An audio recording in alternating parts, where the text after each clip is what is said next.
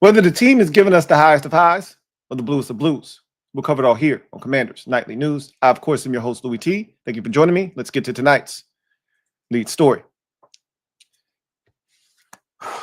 Where do I begin? It's the day after a soul-crushing 25-24 loss to the Chicago Bears on Monday Night Football in week number 6. You're sitting at 3-3 on the season. You've got more questions than answers at this point of the season. And it just doesn't feel like you expected it to feel going into week 7 versus the Dallas Cowboys. You've had ample opportunities to right wrongs this season. You've had ample opportunities to make corrections, to put yourself in the best positions to win, and you simply haven't done it. When I look at the loss last night, one thing I can say about the day after is that it brings perspective, gives you a chance to kind of mull over how you feel, and you make sense of a situation if you can make sense of it. So I woke up this morning and I said, this loss doesn't feel any different than the Dallas loss from last year, the Steelers loss from last year. Those were soul-crushing, gut-punching losses as well. This loss feels just like that. Here's the difference. When you lost to the Steelers, you were 7-2. When you lost to the Cowboys, you were 7-4. That made you 7-5. There was a cushion. You had banked enough dubs. You had put yourself in a position that you could afford a gut punch loss here or a gut punch loss there. You were fine, right? You had a much different feel for what the team was, the trajectory of the season, and what the season could be when those losses took place.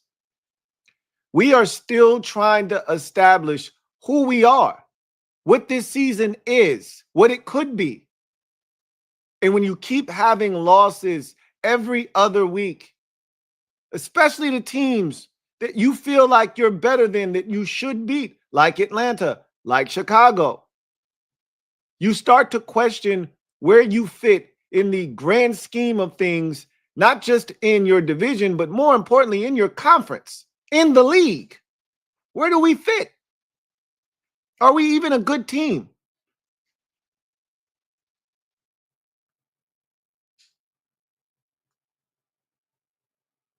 Last night and into this morning, I had to come to the realization of a few things. And this is very noteworthy. It's important that you take a step back from your emotions, because a lot of y'all are very emotional on some Carl Thomas shit. I'm emotional. Some of y'all are in your feelings. It's nasty work. You should really work on that. But we know that this game we love so much, football, and this team that we love so much, the Commanders, it does that to us, which is okay. But proper perspective is necessary when you're assessing what a team can be or is just 6 weeks into a season. It's too early to make definitive statements. There were definitive statements being made after the week 2 loss, after the week 4 loss, after the week 6 loss. You can't make a definitive statement about this team. But you can start to make generalizations about this team. And the difference between a generalization and a definitive statement is that a generalization kind of takes a look at the body of work and says, hey, this is what it is, but it could be subject to change.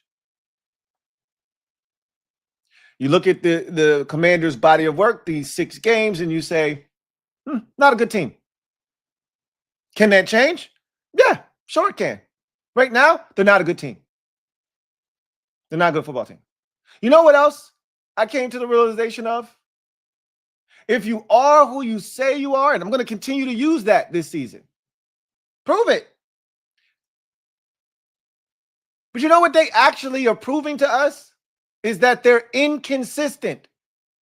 If you are who you say you are, then prove it. And they're proving every week that they're incapable of stacking together 2 consecutive victories. So they are, in effect, telling us who they are. And they're proving it every week by winning a game, then losing a game. A wise man once said, are what your record says you are. And the Commanders are a meddling, middle of the pack NFL franchise. That's what they are. And until they change that narrative, that's who they'll continue to be.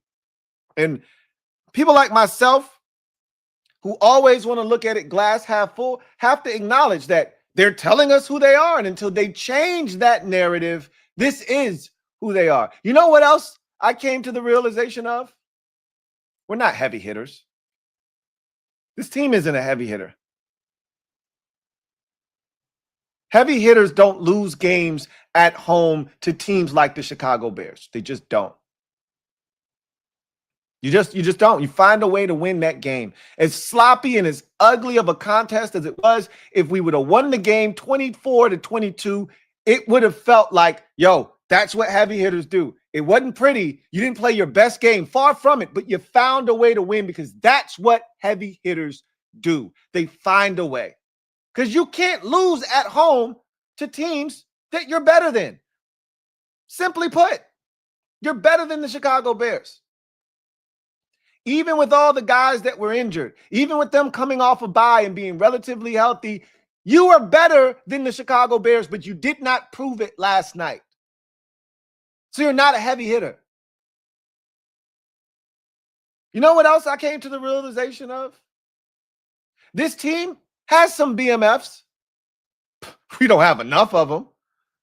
How many bad motherfuckers have you seen on this team? I can probably count them one, maybe 2 hands. Maybe there's a second hand that needs to be involved to count the bad motherfuckers on this team. There ain't 53 of them. That's for damn sure. There ain't even 15 of them. Shit, there probably aren't even 10.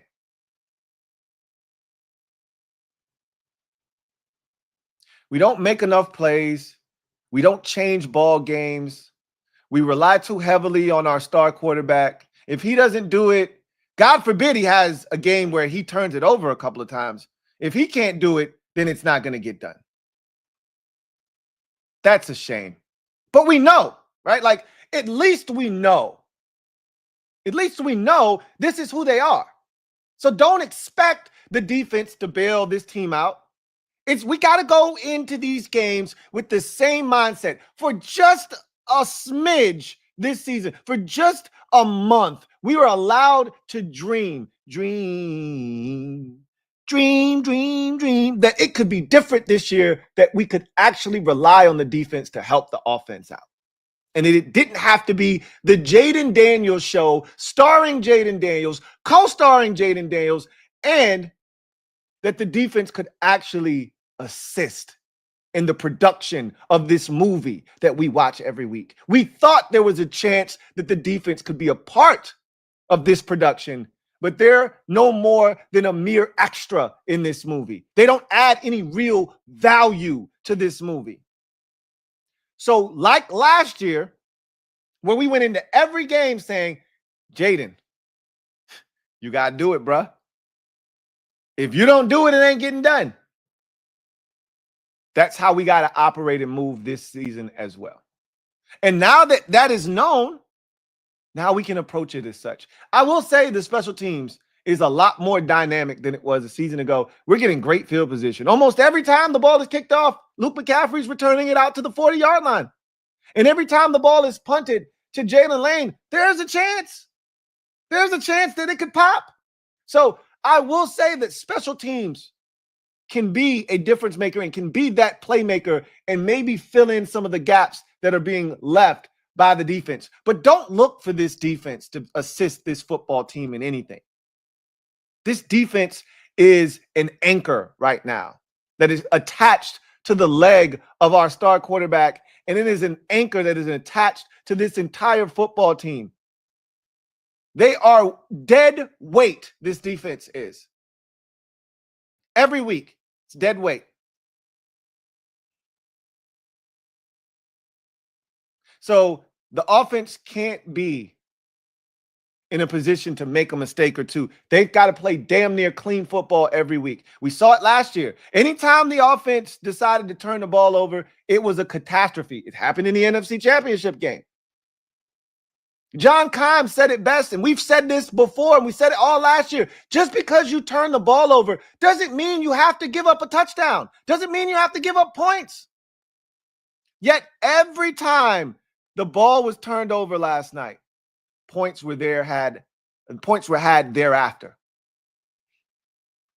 There were 3 turnovers, and there were 13 Bear points off of turnovers. Just because you turn it over doesn't mean that the other team has to score points.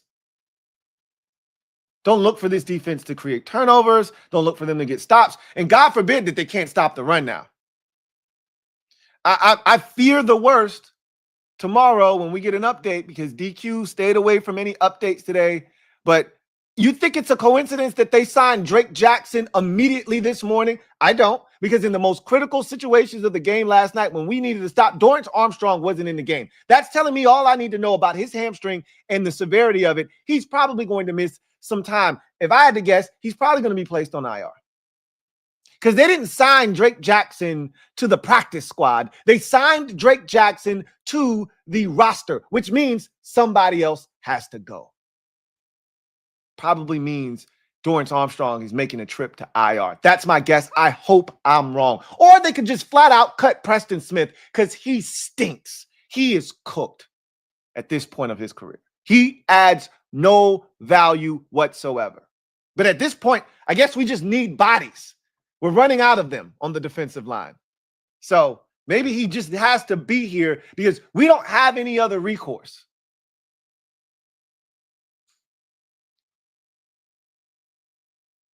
The bottom line is, we know what this team is now. We don't need to guess. We don't need to hope. This team is just like it was last year in terms of, and again, I can't stress this enough, the defense isn't as bad as it was last year. But you still can't rely on it to do anything. Remember, we had Benjamin St-Juste, Michael Davis, and,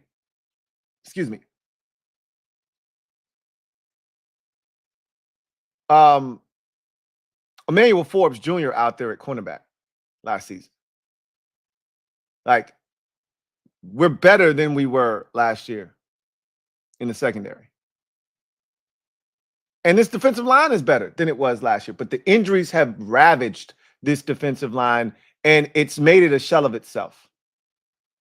So that advantage that we once had up front is starting to dwindle week after week as the injuries start to mount. But in me saying that the defense is better, it's not significantly better, which brings us back to our original point of, we know this offense has to carry this football team every single week. And if it doesn't, and if they don't get an assist from special teams, it's offense, you do it or it doesn't get done. It's a sad state of affairs. It's a hard way to live. But again, to whom much is given, much is expected. With great power comes great responsibility. And Jaden Daniels has been given great power. So he has to burden and shoulder this tremendous responsibility. I got no doubts that he can do it. Sucks that what happened last night happened, but maybe it serves as a wake-up call for him, for the team. And maybe this is the, defining moment of the season where things change, and all of a sudden you get these guys back on offense, and this offense hits its stride, and all of a sudden this is a different football team moving forward. Who knows? DQ talked about leaning into this loss. Good thing is you don't have a lot of time to dwell on it. You got to move on. We got to start Dallas work tomorrow. So at the end of the day, maybe we are who we say we are. And they're proving it every week. We're inconsistent, incapable of stringing together 2 consecutive victories. Maybe this is who we are. Maybe it isn't. But right now, I can tell you this. These are the definitives right now. You want some definitive statements? Here are the definitives. We're not a heavy hitter. We don't have a team full of BMFs, right? We don't have a team full of BMFs. We have some. We have a couple, a few. We don't have a team full of them. And Jaden Daniels continues to be, and always will be our ticket to any success that comes our way. Those are the definitives right now. I got people saying we're not a playoff team. Can't make that statement 6 weeks in. Can't do it. Playoffs don't start tomorrow. Playoffs don't start next week. They don't start a month from now or even 2. Can't make that statement right now. But if the playoffs did start today, we wouldn't be a playoff team. That is an actual factual statement. We wouldn't be a playoff team. We'll talk more about that tomorrow on the show. Maybe we'll talk about it tonight. I think we'll probably talk more about it tonight, and I'll save that for Commanders Kings live tonight. But whatever the case may be, yesterday's loss, gut punch. No ifs, ands, or buts about it. It'll either serve as a turning point in this season or the beginning of the end of this season. We'll see which direction this team goes in. Hey, my money's on this team figuring the shit out and turning it around, because my money's always on Jaden Daniels. Every single time. Every single time my money's on 5. And you know what? You can say all you want about DQ's teams. They start slow. They don't force turnovers, etc., whatever you want to say. Probably all true right now with the way this season's going. Here's what you can't say. They're not a resilient bunch. If it's one thing that they've been for the entirety of DQ's tenure, it's resilient. It's not how many times you get knocked down, it's how many times you get back up. And this team always, and I repeat, always gets back up. Whether they're down 10-0, 13-0, 14-3, they always get up off the canvas. They don't always win the fight, but they never stay down. When they lost 3 straight last year, they not only got off the canvas, they got up and they won 5 straight, 7 if you count the 2 playoff victories. So I got no doubts this team's going to get up off the canvas and fight. But can they start stringing together some wins? Can they show some consistency? Will the fight be good enough? These are all questions. Again, we got a lot of questions, not a ton of answers right now. Let's get to the defensive and offensive keys from yesterday's game. You guys already know what's going on here. It wasn't good, right? So offensive keys: dominate the line of scrimmage, rush for at least 200 yards, 2 touchdowns, and give up no sacks. The Bears were one of the least potent teams getting after the quarterback. The Bears had one of the worst rush defenses in football. I expected us to be able to exploit that. I got to go back and watch the game a second time. I haven't done that yet. Last night, as you could imagine, was a long night.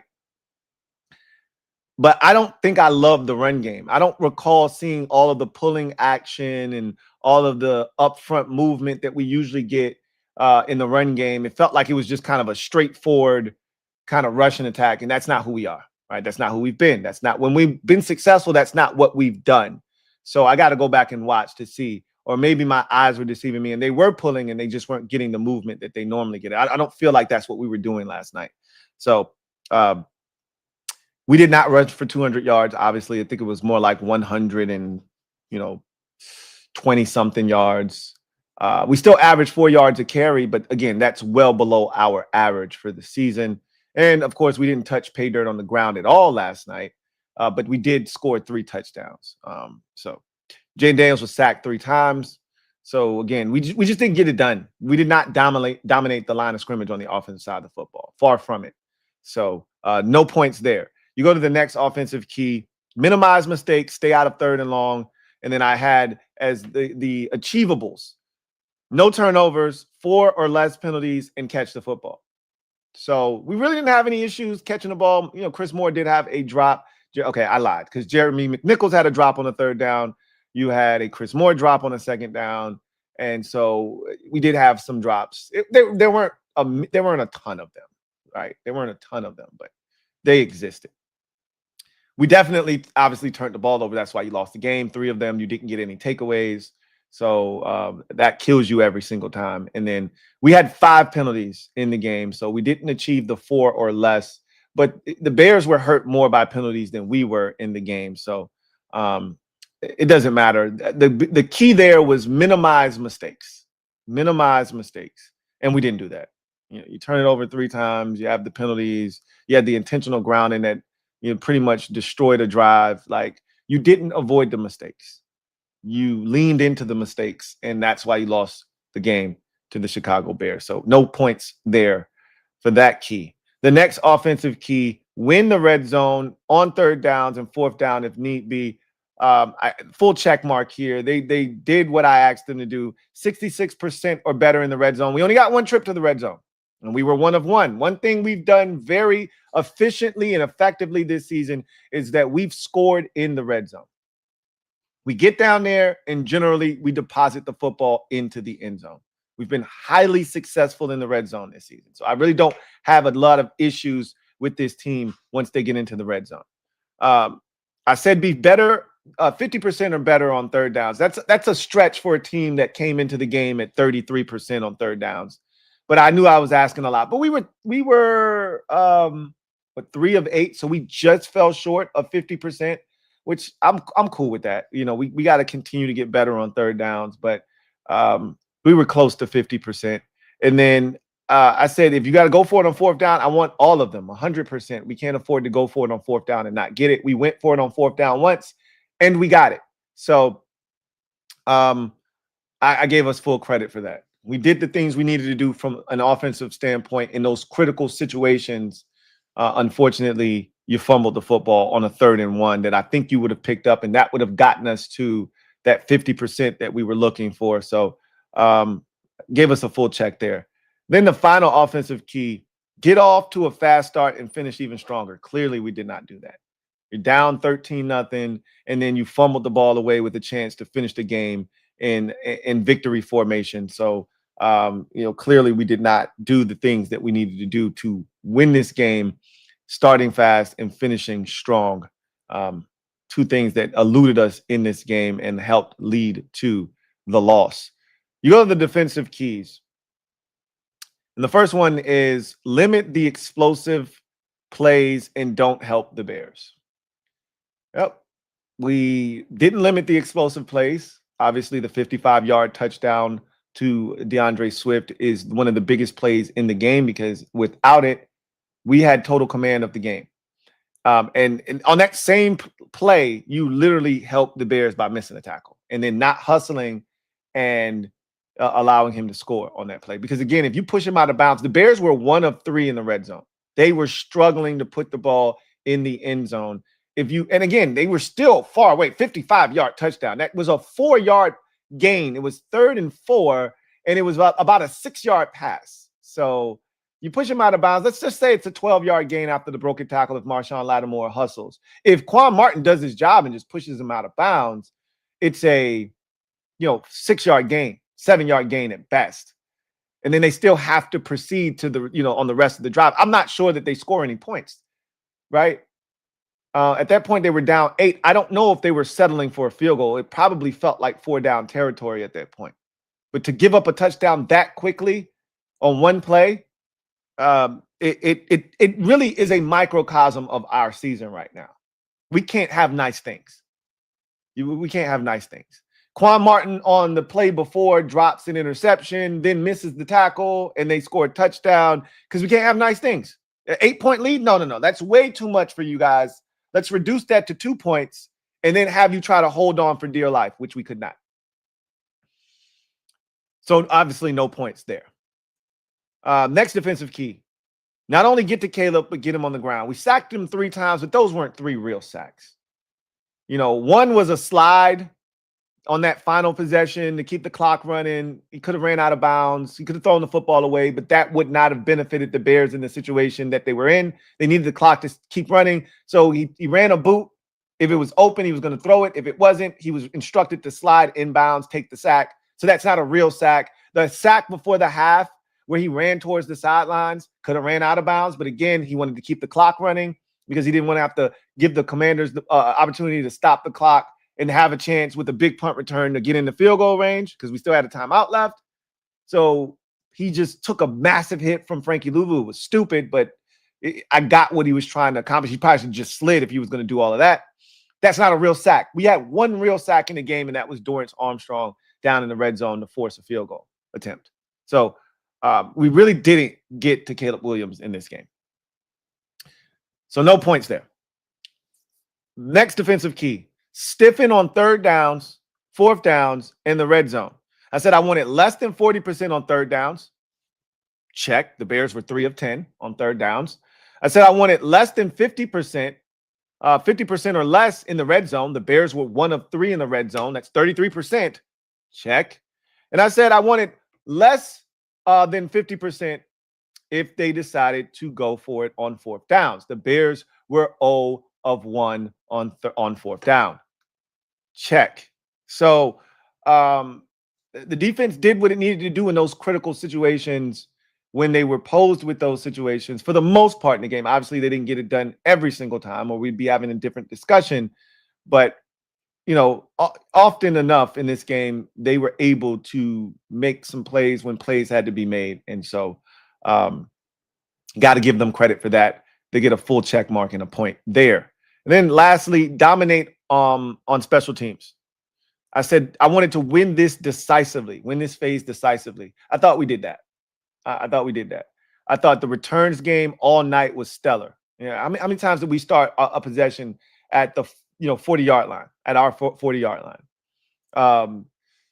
We had the one, Jordan McGee, blindside block that negated a really good return. But outside of that, felt like every possession started plus 30, at least our 30, but more likely than not at our 40-yard line. Luke did a really good job of returning kickoffs. Both teams missed a field goal. So that kind of negates, that. But ultimately, I thought we were the better special teams team in the game. And to me, it wasn't close. We actually blocked the kick. Our field goal kicker just missed. Their field goal kicker had it blocked. So I thought we dominated on special teams. It just unfortunately wasn't enough. It would have been had we not fumbled that final time. It would have been enough, but it's not because we lost. But they did their job. So ultimately, out of 8 possible points, you came away with 3. And you've seen me do this enough times to know that 3 out of 8 ain't gonna get it done. It's not gonna get it done. So unfortunately, and the team didn't get it done. Team didn't get it done. So this one sucks. This one sucks. But the good thing is we got to move on. We got to move on. So let's transition into in other news, where we heard from DQ, and his press conference today was it was interesting. There was one thing that he said today where I went, oh, really? So we'll talk about that. But before we get to DQ's presser, 2 things we need to handle. Let's go ahead and handle the first thing, which is the Commanders today signed pass rusher Drake Jackson. And like I said earlier at the top of the show, they didn't sign him to the practice squad. Like when they signed Preston Smith, they signed him immediately to the active roster, right? But when they sign certain guys, they sign them to the practice squad. Like Drake Jackson isn't a veteran where you go, he's not on the practice squad. We're just going to bring him in and put him on the active roster. He's a guy that's only played 2 NFL seasons in the league. Now, he's a former second-round pick, so clearly there was talent when he was selected out of USC. I wasn't the biggest Drake Jackson fan coming out of USC. I'm not going to hold you. I'm not going to sit here and act like, oh, man, we got Drake Jackson. He's going to come in here and change the game. I can tell you this. He can't be any worse than Preston Smith right now. He can't be any worse than Von Miller right now. I can assure you of that. So get this guy up to speed as fast as you can and get him out there, especially if Dorrance Armstrong is down for any amount of time. And by them signing, this transaction hasn't actually taken place. It'll go official tomorrow, probably when it coincides with the move that's going to have to happen to open up the roster space for him. Again, I fear that roster move is Dorrance Armstrong going on IR, short-term IR for a month while he heals from a hamstring strain. So this sucks. But we talked about this last night. Somebody brought it up last night. It was like, hey, bro, they better go sign Drake Jackson. And they didn't waste any time. When I woke up this morning, Adam Schefter had already tweeted this out, that the Commanders were signing Drake Jackson to their active roster. They had worked him out last week. He worked out for a slew of other teams, the Ravens, the Eagles, and either those teams didn't like what they saw, or he just was kind of mulling over his decisions to see what would be the best opportunity for him. You can't get a better opportunity than the one you're getting here in Washington because you're going to play. We're hurting, bro. We are hurting up front. So these are his statistics in his 2 years. He was drafted in 2022, and he played in 15 games that year, didn't start any of them, had an interception, had 8 pass defenses. So that's also good when you see a guy getting his hands up in the passing lane. 8 pass deflections is a lot. So he's a guy that also says he's not getting to the quarterback more likely than not if you're getting your hands on that many footballs, unless he's dropping into coverage and doing this. I don't think that was the case. But anyhow, he had 3 sacks that year. Okay. So that was in a reserve role. That's not bad. We haven't seen the amount of snaps he played, but that's not bad. 3 sacks in a reserve role. You can do a hell of a lot worse. Right now, we don't have a single guy that I'm looking at outside of Von Miller. And Von is the ultimate cleanup man. He's a custodian at this point, Von Miller is. He don't make no messes, but he most certainly will clean one up. He's a custodian at this point of his career. Maybe Drake Jackson can come in here and get you 3 or 4 sacks this year. We could use it. All right. Let's see if he can come in here and be a little bit stouter against the run than Preston Smith and give you some juice. Preston Smith, he's shot, bro. That needle is on E. It's on E right now. And maybe he'll get better as the season goes along. I doubt it. I doubt it. I doubt it. And then in 2023, his second year in the league, he played in 8 games, obviously suffered a significant patellar injury that the 49ers did not think he was going to heal well from. They were not encouraged by the recovery process. He failed the physical. They moved on from him. He's been since he missed the entire 2024 season, as you can see. And now he's been given a clean bill of health. And now he's here in Washington. The most encouraging thing I can say is that in that 2022 season, or 2023 season, excuse me, his second year, in only 8 games, so in half the time, he had the same amount of sacks, 3. Now, we don't know how those sacks came. He could have been on some Von Miller custodian work and been cleaning up Nick Bosa's damage that he was doing, right? And just right place, right time. We don't know. At this point, I don't care. The fact is that in half the snaps, half the games, shouldn't say half the snaps, half the games, he still was in a reserve role. He still wasn't starting. He had the same amount of sacks. So that showed improvement. Now he hasn't played in 2 years. Basically, he hasn't played in 2 years now. So you can't expect him to just pick up where he left off. But as I said, you can't get much worse than what we're putting on the field right now. With no Dorrance Armstrong, Jacob Martin was supposed to be brought in as a backup rotational depth guy. He's been starting, and bless his heart, Jacob Martin tries hard, but there's a reason Jacob Martin has never had 5 sacks in his NFL career despite having talent. All right.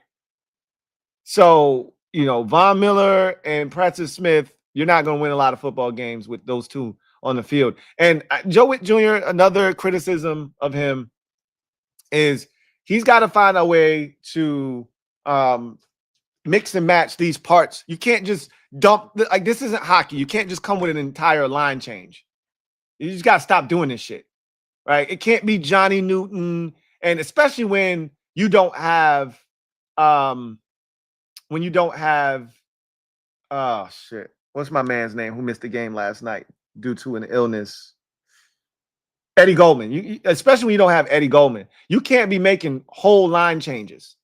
Von Miller and Preston Smith and Johnny Newton all in the game at the same time. You got to figure this shit out, bro. You got to stagger this shit. I know you keep talking about wanting to roll with a deep crew. F that. Roll with the best crew. You may have to mix and match parts to get this shit done, but we can't be putting all of these liabilities on the field at the same time. Johnny and Eddie are cool, but these edge rushers, you got to figure out some kind of rotation with their ass. These defensive tackles, if you ain't got Eddie Goldman or you ain't got Johnny Newton and one of them is out, you got to figure some shit out. So here's to Drake Jackson hopefully being some sort of help, because God knows we need it. We need it right now. As we always do, I just wanted to take a quick gander at the power index. Where do the Commanders rank after 6 weeks of football? Last week, they were 12th. Obviously, you lose a game like this at home to a team that's inferior to you, you're going to move down. And this is the game we play every week. We go up 1 week, we go back down. We go up 1 week, we go right back down. So this week, we've got 10 different publications that we're looking at to determine what the mean is and where we stand basically after 6 weeks. ESPN has us at 17th. NFL.com has us at 12th. USA Today has us at 15. Pro Football Talk has us at 19. Bleacher Report has us at 16. Yahoo Sports has us at 18. CBS Sports has us at 19. Sporting News has us at 19. SI has us at 16. And Fox Sports has us at 18. You total that up, you divide, and you get 17th overall in the NFL, 16.9. 17th best team in the NFL heading into week 7. That's probably where we belong. Again, I can't stress this enough. You're a middle of the pack team. You're a part of that traffic jam that is the middle class of the NFL. Teams that you don't know really truly what they are. Are they good? Are they bad? You're just in the middle. Your record states that 3-3. You're in the middle. So that feels about right where we are, somewhere right in that mix. And until we establish some sort of consistency, or maybe this inconsistency is what we are, and maybe we are the 17th best team, and that's what we'll be all year long. But until we establish some sort of consistency, that's where we are, and that's where we belong, and that's where we'll stay. So now we get to DQ's press conference. And he started off his presser today by talking about complimentary football and how important it is and how he feels like we've missed the mark on complimentary football this season, which is why we're 3-3.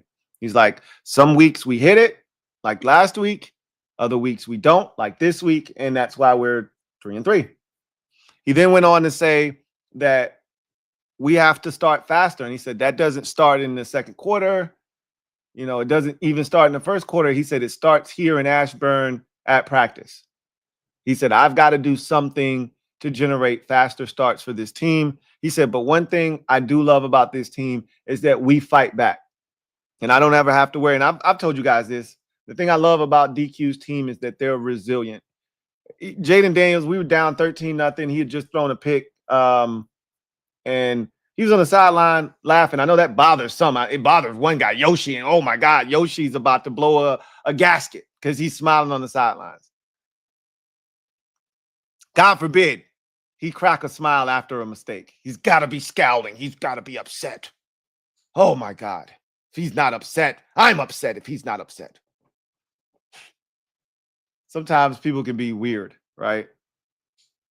Anyway, he talked about this team fighting back. Just because you got a smile on your face doesn't mean you're not pissed off. Some people smile to stop from getting mad. Some people laugh to stop from crying. He's a calm dude. They call it Cali Cool. Like, that's his personality. But this team fights, man. DQ's like, I'm sick of fighting out of, double-digit deficits. But this team fights. And that they do. Whether it's week 2 against Green Bay, you down 14-3. That's a 17-10 game into the fourth quarter. 17-10. For as bad as we played, you're down a touchdown. You were down 10-0 to the Atlanta Falcons. 10-0. 10-0. Hell, you were down 17-7 to the Falcons at one point. 10-0 and then 17-7. If I'm not mistaken. And you fought. And that thing was as close as 17-13. Hell, it was 10-7. Then it was 17-13.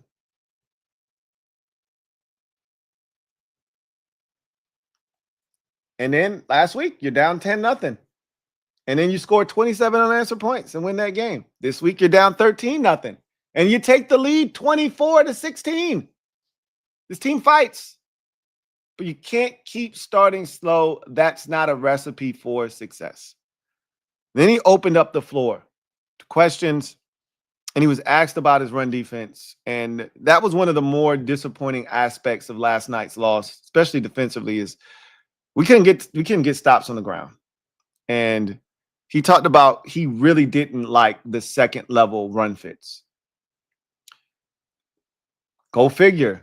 You got aging linebackers, and you have, safeties that are solid. They're not game changers. And then you got Mikey Sainristil, who's like 5'9", 180 pounds. Like, what do you think is going to happen? Guys are going to be put on skates.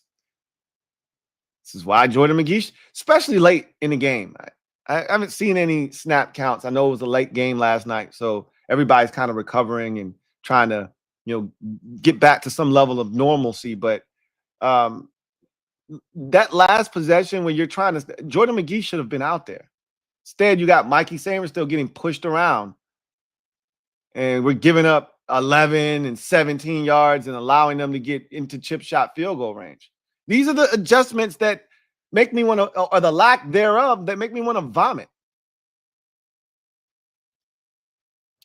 He talked about the margin of error in the NFL and the margin of error for this team. And he's like, that's just the NFL. I talked about margin of error last night, did I not? Like, it's a finite line in this league of winning and losing. Every week we see it. We watch games. You had a chance to watch games on Sunday without the stress of the Commanders. And I think it is important to watch other teams play and to watch what these other teams look like, because you can also see that a game can change on a drop of a hat. Just like that. Doesn't take much. You make that mistake, and that could be the difference between winning and losing the football game. We talked about it with the Arizona Cardinals last week. Amari DeMarco, they're up 21-6.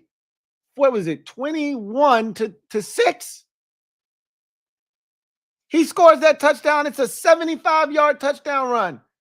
He scores that. It's 28-6. The game's over. They win. Instead, he fumbles the ball at the goal line doing dumb shit. It goes out of the back of the end zone. It's a touchback. They don't get any points. And the Titans go on to score the final 16 points of the game and win 22-21, all because he did some dumb shit and it changed everything. It's a fine line between winning and losing in this league. It set off a chain of events, an unfortunate chain of events. And so our defense not being very good forces this offense to have to be very, very good. And if you can't take care of the ball, you at the bare minimum, the offense has to at least take care of the football, because we're not going to generate any turnovers. We know this to be a fact. So because we're not going to generate turnovers, you then have to make sure you're taking care of the football. And we didn't do that last night. The pass rush, he was asked about it last night. He gave a vague answer that didn't answer the question really, because we didn't really generate any pass rush last night. And he was asked about Drake Jackson, and he's like, we're always going to dig into trying to get better. So again, that to me was DQ just deflecting, right? Because he really didn't answer the question, because we didn't get real pass rush last night. What is he supposed to say? He talked about the physicality last night, and he said it was inconsistent. That's putting it mildly. The physicality was lacking last night. We needed to put the Bears' dick in the dirt last night, and we didn't do it. And when we've won this season, the calling card is we dominated the line of scrimmage, both sides. And last night, it felt like the Bears put our dick in the dirt. I didn't feel like they necessarily dominated us offensively, right? Our offense against their defense, rather. So defensively, I didn't feel like they dominated the line of scrimmage. Just didn't think we did enough. Like, they weren't getting after Jaden, and it was like crazy. But when we got into empty sets, they blitzed. That's when the sacks happened. That's when Jaden didn't have enough time. And that's why I said, where's the screen game? Where's the answer? If you're going to go empty, the defense knows the ball has to come out quickly. And if it doesn't, and we add an extra rusher, and all somebody has to do is win a one-on-one matchup, paging Andrew Wiley, he's still out there. Guess what? All somebody has to do, if it's a 5-man pressure, which the Bears pressured more with 5 guys in the game last night than they had all season long. Why? Because we were empty a ton last night, and they don't fear any of our receivers, including Debo. They didn't fear those guys. So they felt like they could pressure with 5, take a guy out of coverage, because who's going to beat us? Luke McCaffrey, Jalen Lane, Chris Moore, Tay Martin? Like, they weren't fearful. So they were a little bit more aggressive than they usually are. But we weren't physical in the game, especially on the defensive side. We got bullied. We got bullied by a rookie undrafted tackle named Benedict. Shameful. Starting faster. I mean, he continued to elaborate on starting faster. Like, got to do it, got to do it, got to do it. Putting this loss behind them, he said, no, we're not looking to put this loss behind us. Obviously, we can't allow this one loss to linger and turn into another loss, but we got to lean into this. Like, we did this to ourselves. We got to learn from this. We got to lean into this loss and feel this loss and make sure that the sting of this isn't forgotten, so that moving forward, you don't make the same mistakes, right? He talked about Jaden being forthcoming about losing focus. If you watch Jaden's press conference last night after the game, I told you guys last night I was anxious to watch Jaden's press conference to see if he would own up to his role in the loss. We lost this game because Jaden Daniels turned the ball over twice, especially the last one. And he said, no, this is on me. Everything that I expected my GOAT to be, he was, at a time of crisis and at a time that, frankly, fans were upset and pissed off. He said all the right things. He just went there and he owned everything. Yeah, no, that's on me. I got to be better. I totally lost focus. I'm not going to blame the elements I get paid to be focused and make plays in those environments at those critical moments, and I lost focus. I loved it. That's all I needed to hear, man. That's it. Was accountability. And he took it full brunt of it. All right. DQ says, I'm not surprised. He said, as a matter of fact, that just makes me respect him even more, but I'm not shocked. He said, we had a text exchange this morning. Not going to share that with you as far as what was said, but we had a text exchange and, we talked. And, he'll be better because of this. He'll be better because of this. I have no doubts that he will. Honestly, I wouldn't be shocked if we get one of his best performances of his NFL career next week against Dallas. I wouldn't be shocked. Not just because they stink on defense either. Because again, normally we don't take advantage of teams being garbage at anything. I just think he's about to be on demon time next week because he's pissed off. You're about to get that same kind of laser-like focus he had last year. I think, human nature sets in. You have the success you had last year, and you start to take it for granted. Like, yo, this shit easy. I remember Michael Parsons and going into his second year, like, yo, this NFL shit is easy, bro. Like, I thought it was gonna be hard, but it's not. Shit easy. And I think Jaden got in here in his first year. He's like, yo, this shit easy. I mean, he's not gonna tell us that, but he probably was thinking, yo, this shit ain't hard, bro. And that might have been the wake-up call he needed. Like, I got to lock back in. Like, I really got to be at the top of my game at all times, including taking a shotgun snap and catching it and like going through every single portion of the play and being locked in and not taking it for granted. DQ was asked about the Bears staying in 11 personnel.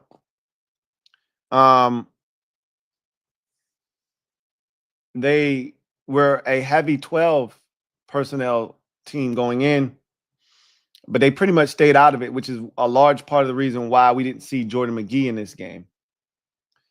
And, he said, they just got back one of their tight ends in Colston Loveland. So maybe they didn't want to really, but also they knew our strength was, putting a guy like Jordan McGee on the field. So why would you play to our strengths?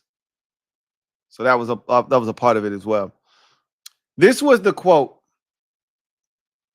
that I found very interesting. So DQ was asked about the team and the defense last night and how he thought they played, etc. And he said, I thought we made, the third down defense, etc. He said, I thought, a quote, this is a quote from DQ. Quote, we made some progress with the exception of the last third down, closed quote. Interesting. I told you last night, I abhorred the last third down, the one to Colston Loveland on 3rd and 4, where we just basically said, here you go. You want the first down? Here you go. You can have it. The one right after the 2-minute warning where you go, what the was that? The biggest third down of the game, and that's the shit you come out in?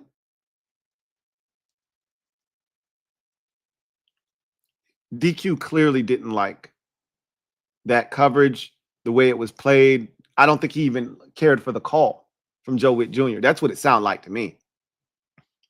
I could be wrong. I could be reading into this totally in the wrong manner, and he wasn't calling out Joe Witt Jr. He was calling out the way they played it.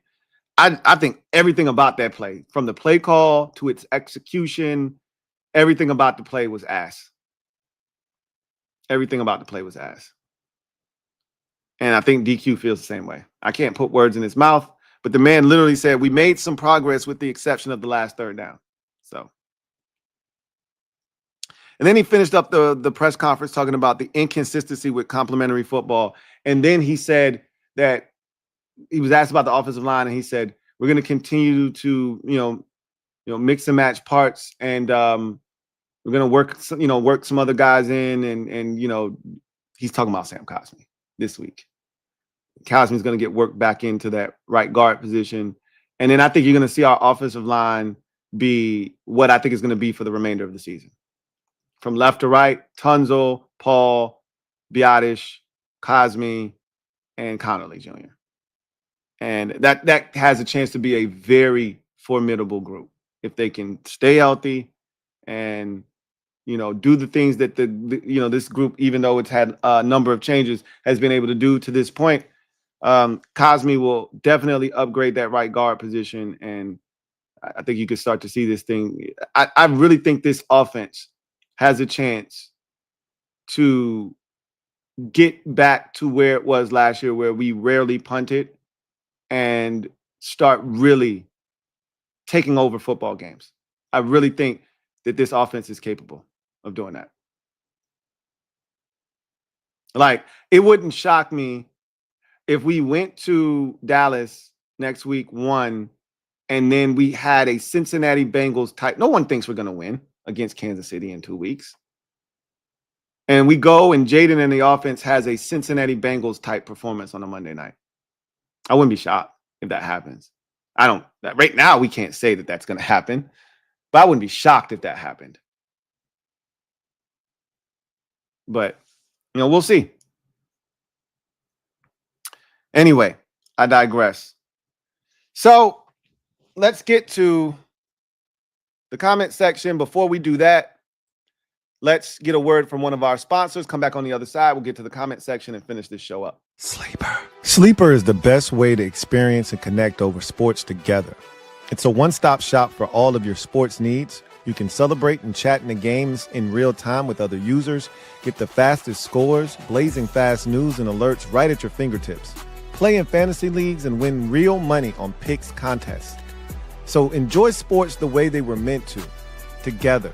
Download the #1 sports app today. Predict the hottest football stats like passing yards, receiving yards, touchdowns, interceptions, and much more to cash in on your daily fantasy football skills. Use promo code LTN and Sleeper will match your first deposit up to $100. Terms and conditions apply. See Sleeper's terms of use for details. Currently operational in over 25 states. Check out Sleeper today. Sleeper. All right, so let's get to the comment section real quick. See what you guys have to say. King Smith, thank you for the super chat. Greatly appreciate you. Thank you for being a member of the MOBB. My guy King Smith writes, Chauncey Gardner-Johnson is available now. I want him. I need him. That cancer to the locker room junk don't matter to me. Sign him. It may not matter to you, but it matters to them. And look, how many teams does he need to be booted off of for you to realize that there's a problem with him, not these teams that have cast him aside? He just got to Baltimore and he's already gone. That's a 1-5 team that could use a guy like Chauncey Gardner-Johnson. And the thing that I heard is he wants an opportunity to play. So he forced his way out of Baltimore. Okay, whatever. Like, at this point, feels like he's getting towards the end of his rope in this league, because there's only so many times you can burn a bridge before teams are like, "No, I'm good. It's not worth the headache." So I'm good on him. I've said this already. I'm good on him. They're not going to bring him in here.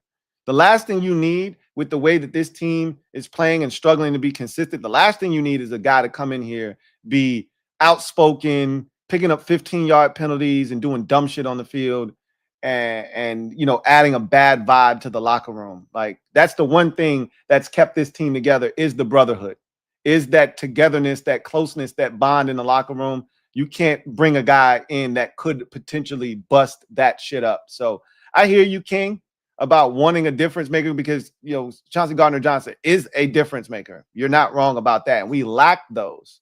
But also, you can't afford to break up the brotherhood or someone that could come in and compromise it. Derek B, thank you for the super chat. Greatly appreciate you. Thank you for being a member of the MOBB, who writes, Penny Pinching Peters put a cap on our aspirations. Look, he definitely went about free agency. And you got to also, this is what we also got to remember about free agency. Too often as fans, we look at the end result and don't look at the process. you got to assume that too. Some players didn't want to come here. Like DeMarcus Lawrence flat out said, I didn't want to go to Washington. They were good. They didn't need me. I mean, which is bullshit. I think he just got more money and years from Seattle, which we weren't willing to give him. I didn't want his ass here anyway, and he's already hurt, right? I don't like the players that we were targeting, though. It was Joey Bosa. It was DeMarcus Lawrence. All these old-ass players, right? Those were the guys. But he had a plan, and Adam Peters has stuck to his plan, which is I want to keep the books clean so that when it comes time to pay some of these guys, we're in a position to do it.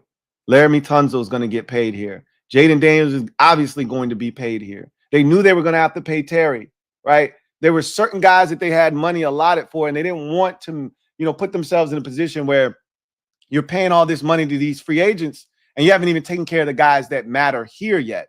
So I understood that, but you're not wrong. He definitely is penny pinch. I really feel like we could have had a guy like Kendrick Bourne here, but I think he was penny pinching again, right? I've heard that, Kendrick Bourne wanted to work with Mac Jones again. Bullshit. He didn't know Mac Jones was going to be starting in San Francisco. That's Brock Purdy's team. That's not why he chose San Francisco. He chose San Francisco because we didn't want to pay him. That's why he chose San Francisco. So you're not necessarily wrong about that. Jason Rogers, thank you for the super chat. Greatly appreciate you. Thank you for being a member of the MOBB. My guy, Uncle Jay, writes, left the game and it felt like 10 hours to get back to Jersey. I'm glad I had you to listen to for some therapy. That fumble broke us fans for that game. It broke us all, bro. It broke us all. When he fumbled that ball, my heart dropped to the soles of my feet, bro. I went and watched Rio's stream, the ending of it, and he as soon as the fumble happened, we lost the game. Everyone thought that. Shout out to Miss P, the one Commanders fan that kept trying to instill hope in the fan. We're gonna still win this game, and I'm like, I didn't have the heart to tell her. No, we're not. I didn't have the heart to tell her. Normally, I'm right there with her, voice of reason. When we were down 13-0, the chat was crashing out, and I'm like, we're still going to win this game. I wasn't moved by what the Bears had done. If we stopped turning the ball over, which I assumed we were going to stop doing, I had no idea that there was a third a final backbreaking turnover that was looming down the road. But I said, we're going to win this game. They're not better than us, even with the turnovers. They didn't even take full advantage of all the mistakes that we had made to that point. They should have been crushing us. Instead, it was 13-0. We're going to win this game. Then we were up 24-16, and it felt like we were going to not only win the game, we were going to win it going away, and then we blew it. And that fumble was soul-crushing. It was one of those that you felt your soul leaving your body. So I feel you on that, Uncle Jay. Cruising 26, thank you for the super chat. Greatly appreciate you. Cruising writes, Commanders fans being sad is almost as good as Eagles and Cowboys fans being sad. The hate we have for each other in the NFC East cannot be matched. It's all good, Cruising, man. I'd rather be sad at 3-3 than 2-4 and not really knowing what the hell the future looks like for my organization, which is the state that you find yourself in. Like, you think you got a quarterback. You don't know if you got a quarterback or not. Your coach is an ass head, right? He's an ass clown. Your general manager thinks he's put together a talented team, but has he really? I'm not sure. Your secondary stinks. Your pass rush is good. It's not great. I think you guys overrate what your pass rush is. I haven't heard from your rookie pass rusher in like a month. Where's he been? I don't know. Don't ask me. I know Brian Burns is like that, though. Linebackers are meh. Like, your roster is basic. Really, it is. So, but look, for a week, you get to feel like a king. Who am I to rain on your parade? Enjoy, man. You're 2-4. You won a game against a team that had beat you 9 straight times. You should be excited. That's not my job to tell you not to be. Everyone else in the division lost. Feel good, man. Feel good for a week. Feel good for a week. TJ Ryder, thank you for the super chat. Greatly appreciate you. See if he does what I think you guys got the Broncos this week, right? See if you try that shit on the train this week. Why don't you? Try that shit on the train this week. TJ Ryder, thank you for the super chat. Greatly appreciate you. Thank you for being a member of the MOBB, who writes, we turning back into the Redskins, bruh. I don't feel that way. The Redskins never had Jaden Daniels at quarterback, so I can't relate. We don't feel the same. Trevor Patch, thank you for the super chat. Greatly appreciate you. Thank you for being a member of the MOBB. Trev writes, Lou, Trev, it was a long ride back and a rough start to the day. Tragically, I was at the Eastern booth where they had Terry speaking about how football does define him. He didn't take questions and walked off embracing Chase Young. It was a tough morning for all of us. Like the realization set in that, damn, we lost last night, and we're not a good team right now, and we missed a golden opportunity to take advantage of the Cowboys and the Eagles both losing last week, and we missed an opportunity to take a step forward in the conference, and we missed a golden opportunity to improve our conference record. We missed out on a lot last night, and it also might be, the bigger question and concern is, are we just not a good team? Like, you got to start asking yourself, are we actually a good team or not? That's a fair question to ask yourself 6 weeks in at 3-3 after losing at home to a Bears team that had no business beating you. So, yeah, it was definitely a rough start to the day. Thomas Arrington, thank you for the super chat. Greatly appreciate you. Thank you for being a member of the MOBB. My guy, TA writes, sup, Lou? Back to the 3rd and 1.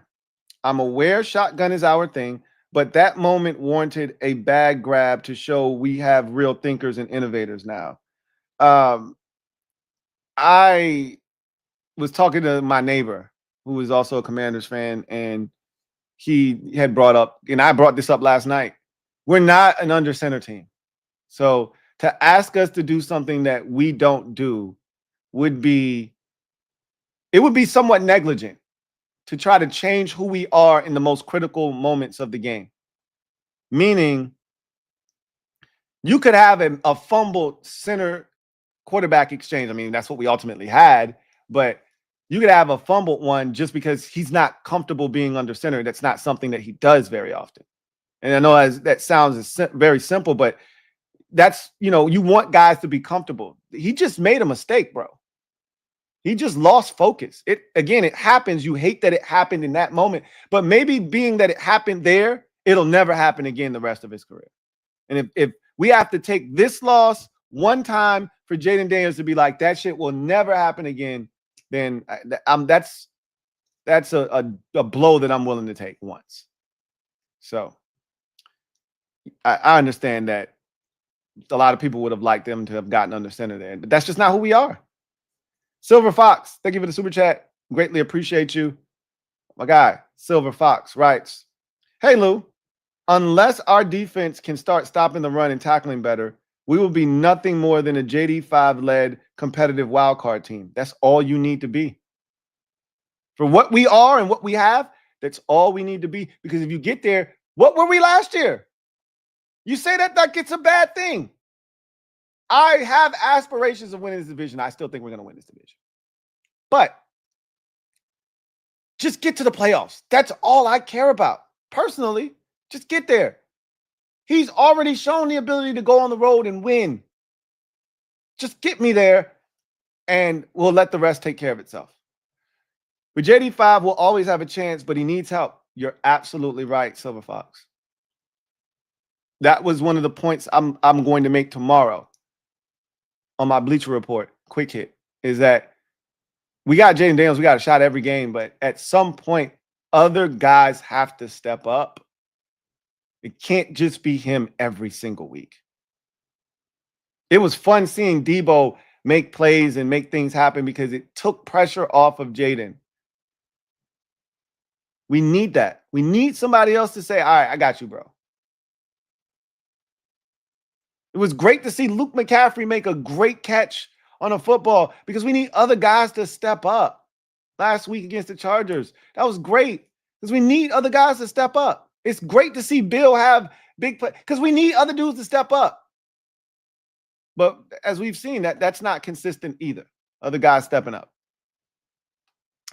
Marcus B, thank you for the super chat. Greatly appreciate you. Marcus B writes, we're missing Eckler from those short, easy yards. Eck does a lot for this offense, but we definitely miss him without question. You can't replicate the things that he does on the field, but that's not why we've lost games.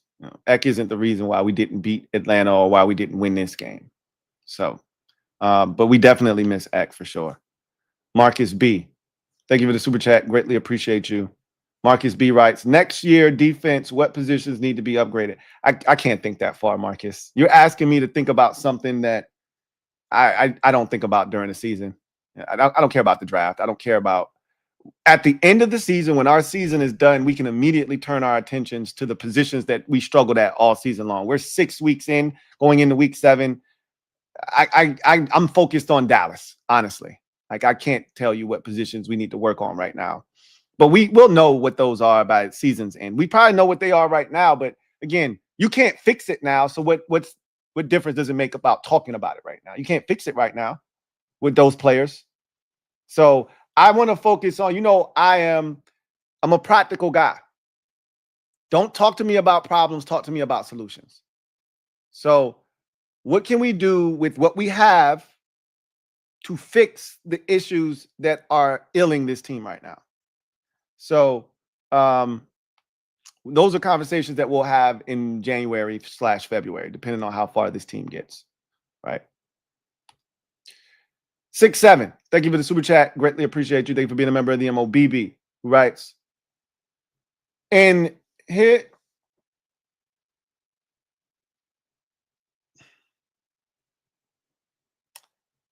in high school, okay, I got it. In high school, we did whiteouts, but our fans can't follow directions.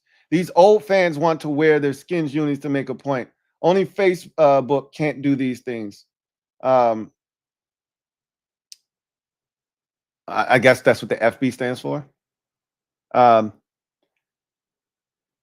was so disappointed in our fan base last night. Like, I know nobody wanted to hear this shit from me.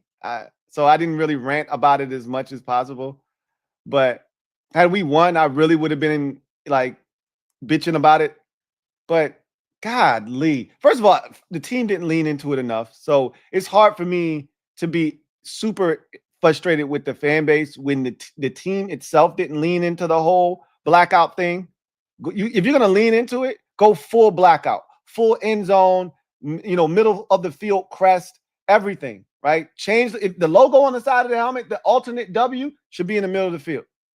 The end zone should be all black, like it was for the salute to service that one time. Go full all black. If you're asking the fans to show up in a blackout nature, you got to go in full blackout as well. So they didn't follow directions, and then the team fans didn't follow directions. But I'm sick and tired of our fan base not following directions. It was a simple ask: wear black. I'm seeing all kinds of damn colors in the stands. And I'm not talking from Bears fans that showed up at the game. It wasn't enough of them to impact what the crowd was supposed to look like. It's just regular general Joe Schmo fans with their burgundy jerseys, with their white jerseys. And I'm like, did you not get the memo? You don't understand English?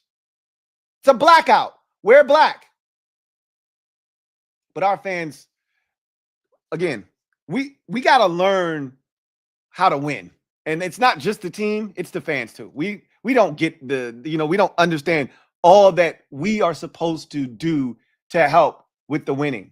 They make noise and they do all that, and they were great in that aspect. It was loud last night, but we were supposed to show up in unison as one and create this, massive environment that the Bears weren't able to overcome. And they didn't do that. They didn't do it. So, but again, none of that matters. What matters is that we turned the ball over, 3 times, and that's what matters. We gave them the game. That's what matters. So anyway, I digress. That's going to do it for me, your man Louie T, here on this installment of Commanders Nightly News. I look forward to chopping it up with you guys next time. The Commanders Kings are supposed to be live tonight for Misery Tuesday. Hopefully, if you're not doing anything, you can come and join us. We all need the therapy, right? We all need the therapy. So head over to that channel later on this evening, and you'll catch the Kings hopefully tonight, and we can talk through this together. But in the meantime, I'm your man Louie T, signing off. You guys have a good one. Take care. Peace. Here comes the diesel. Here comes the diesel. There's the snap, hand to Riggins. Good hole. He's got the first down to the 40. He's gone. The 35, the 30, the 20.